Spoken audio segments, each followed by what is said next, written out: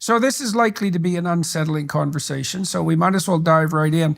The first thing I think that people who are watching and listening should know is a somewhat more detailed history of the settlement patterns in South Africa, because the presumption, first of all, what most people in the West know about South Africa, you could put in a very small thimble with enough room left over for another thimble, and that includes me. And so it's not like I studied that in high school, for example. And so people know nothing about South Africa, like really nothing.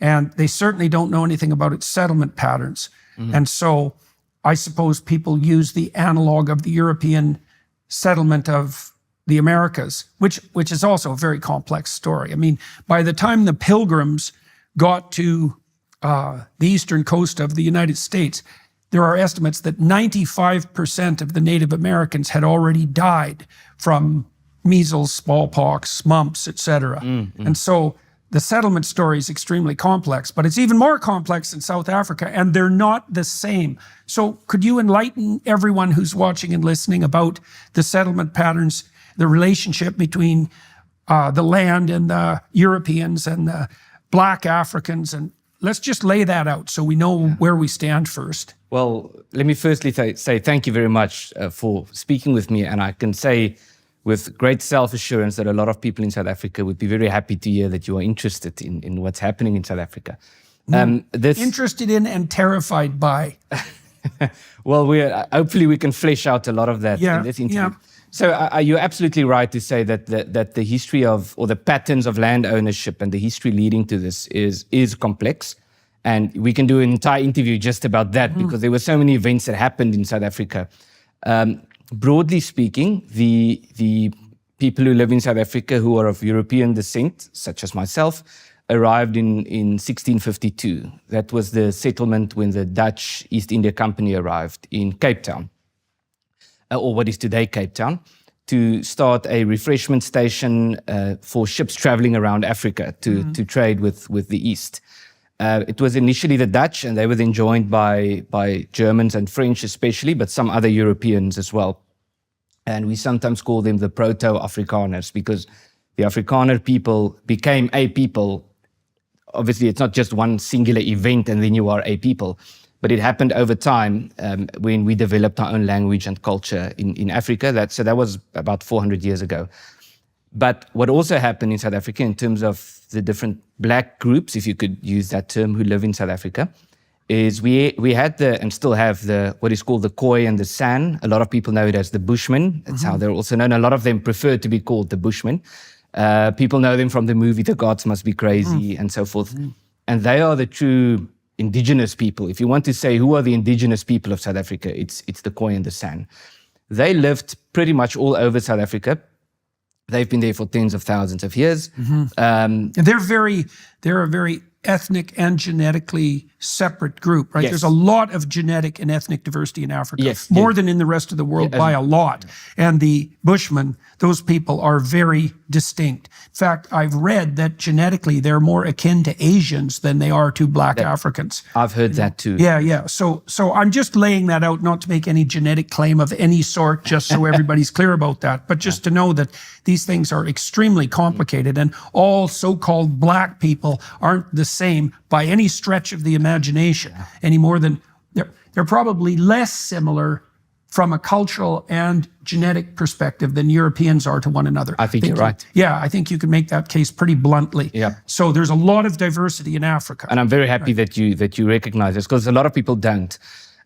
So all those Black people are the same. But there are also groups like the South African government who would like people to believe that all Black people are the same, because that's their way of organizing as a collective on the basis of race. Yeah. Well, that way you can make the racial story, the racial oppression story, for example, a lot simpler than it actually is. Yes. Okay, so is there any estimates for the number of people, of Bushman people that were there, say, in the 1600s? And how densely populated was South Africa? And what part of Africa exactly are we talking about? Like, Africa's a wallopingly big continent, despite the Mercator projection. And so, the people who Americans think of as Black, they occupy mostly they occupy Africa south of the Sahara Desert, but fundamentally north of where South Africa is. Like how far up were the Bushmen, how far to the north were the Bushmen the predominant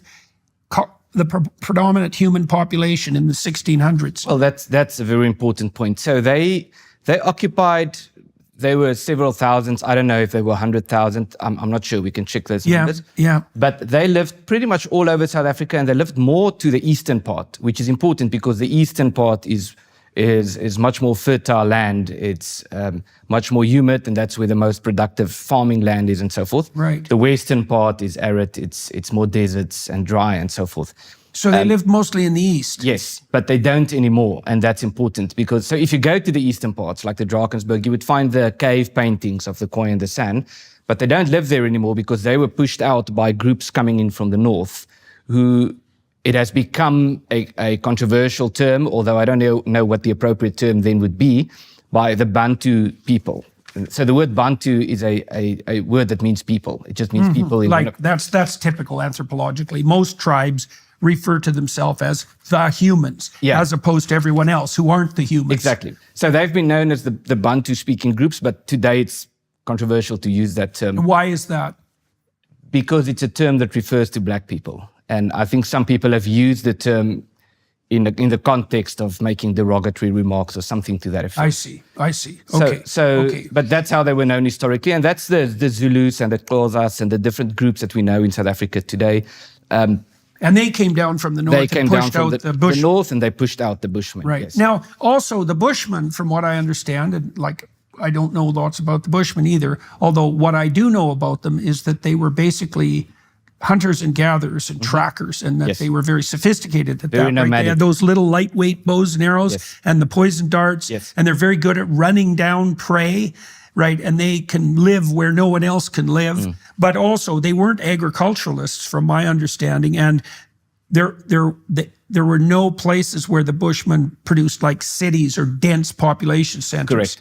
And they are fairly small also, which is one of the reasons when the bigger tribes came in from the north and there was conflict between these groups, they were pushed out. They were not able to take a stance against the Zulu people, who are typically a strong nation. Right, and well armed comparatively. Yeah, very militaristic. Yes. Right. The Bushmen have those little bows and arrows with their poison darts, but those don't make very effective weapons of war, partly because the poison is long acting. Yes, exactly. You know, and for all those people who think, by the way, that the Bushmen were like peaceful agrarian communists and that there was no conflict amongst them, let's say, prior to the Bantu or the Europeans, the most common, if I remember correctly, the most common pathway to death for a Bushman man is through murder.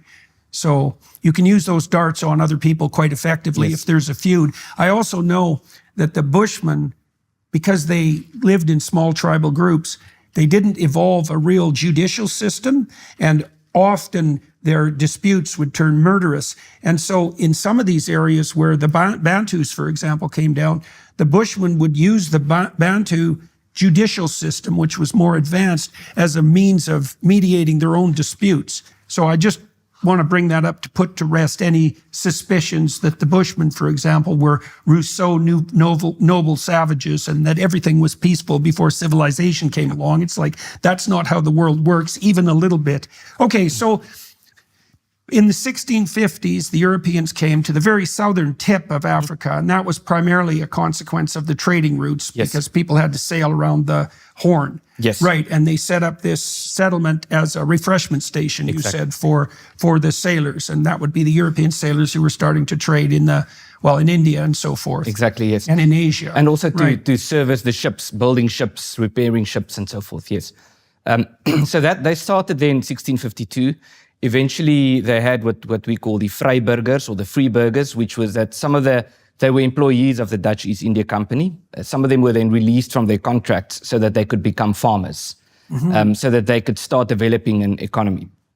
And so there were some clashes with, for example, the Bushmen already there in the Cape between the Europeans and the Bushmen, but there was also examples of trading and cooperation and so forth. Right, so that's similar to what happened in North America. Yeah. Like there were lots of peaceful and productive interactions between the natives and the Europeans. And it also depended on which Europeans. So the Cree in Canada were much more likely to ally with the English, for example, than with the French. And so these things were very complicated. We had the same dynamics in South Africa with the Afrikaner people and the English as well, yes. And so, but just to get to that point, it's unfortunate that thinking about history tends to overestimate or overemphasize the conflict and downplay the cooperation, because conflict is more newsworthy, you could say. So when we think about history, we think about war